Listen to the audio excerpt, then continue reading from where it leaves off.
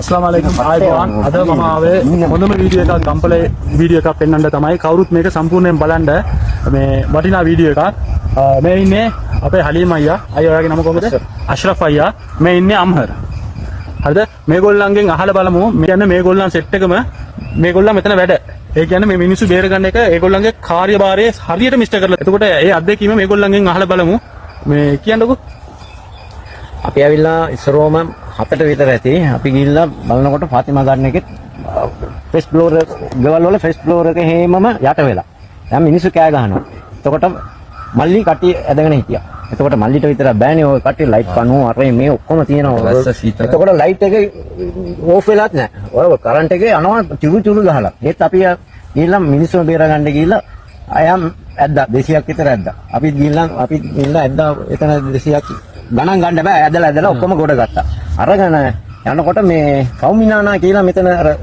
පන්සල ඉස්සර ඒ යට වෙනවා කිව්වා එතකොට අපේ යාළුවෙක්ගේ උස්මාන්ගේ ලොරියක් තියෙනවා ඒක දාගෙන ඒ ගිහිල්ලා ඒ ෆැමිලි එක ඔක්කොම අරගෙන අපි ගියා මෙහෙට සාලිවල පන්සල පිටිපස්සේ එතකොට මල්ලි තමයි ගියේ ලොරිය ගිහිල්ලා එයා ඇදගෙන හිටියා ඒකට පස්සේ මාත් ගිහිල්ලා ඇදගෙන ඉන්නකොට රාත් 3ට විතර ඒත් 500ක් විතර මිනිස්සු වැද්දා හරිද එතකොට මල්ලිගේ දුව බබා හම්බෙන්න අමාරු වෙලා. ඒකට පස්සේ දැන් මල්ලි කිව්වා අස්රපය ඔය යන්න ගිහලා මේ ගේටුව ගාව මේ වීල් එකේ ඉන්නව දුව එකරන් යන්න ස්පිරිතාලට කියලා. ඒතකොට මෙයාගේ බොට්ටු එච්චර කොයි යන්න බෑ. මම ඔරුව. හරිද?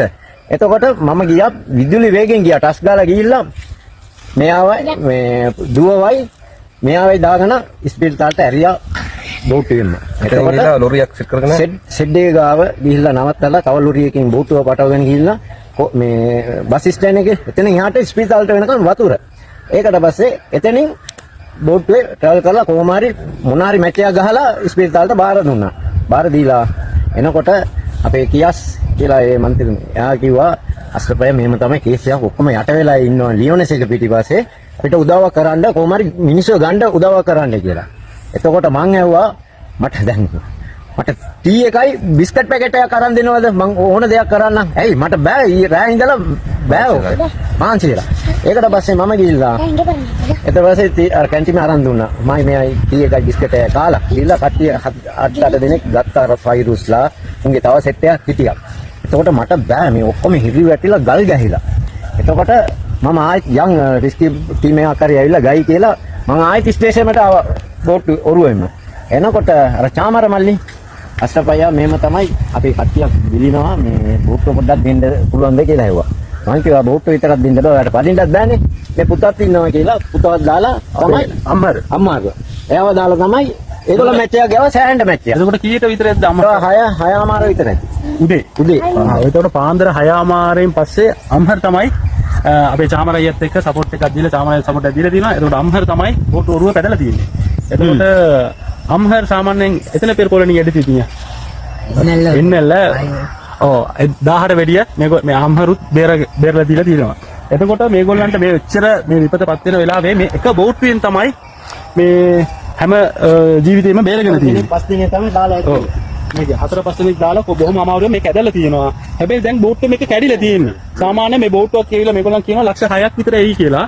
අපි ඉතින් රජයෙන් හරි මේ ලංකාවේ ඉන්න මේ වීඩියෝ එක බලන අනිත් සහෝදරයන්ගේ මම ඉල්ලන්නේ පුළුවන් නම් මේ ගම්පොලේ ඉන්න කට්ටිය හරි ගම්පොලෙන් පිට හරි උදව් කරන කැමැති කට්ටියක් අපිට මේ බෝට්ටු ටිකක් ලබා දෙන්න. රජෙන් හරි ප්‍රශ්නයක් නැහැ. බෝට්ටුවයි සේෆ්ටි ජැකටුයි අරන් දෙන්න. මොකද මේ එක බෝට්ටුවෙන් තමයි මෙච්චර බේරගත්තේ. එතකොට බෝට්ටු 4-5ක් විතර ගම්පොල තිබ්බනම් සෑහෙන පිරිසක් බේරගන්න තිබ්බා. ඒ වගේම අපි හුලං ගහන බෝට්ටුවෙත් බේරලා කට්ටියක් බේරුවා. අපේ නේවි ඉන්නේ යාළුවෝ දෙන්නෙක්. ඒ වගේම අර ගම්පල වල අසරප් අයියා ටියුබ් එකක් අරන් ඇවිල්ලා බේරන එකත් මම දැක්කා. ඒ හින්දා මේ ඒගොල්ලන්ට මේ බෝට්ටුවක් තිබ්බනම් ගොඩාක් දෙනෙකු බේරගන්න තිබ්බා.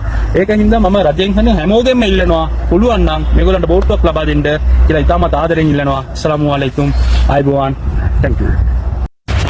අස්ලාමලයිකුම් තවත් අදහසක් තියෙනවා මෙයාගෙන් අහලා බලමු හලීම් අයියා ඔයාගේ දැන් තියෙන වටිනාම අදහස කියන්න.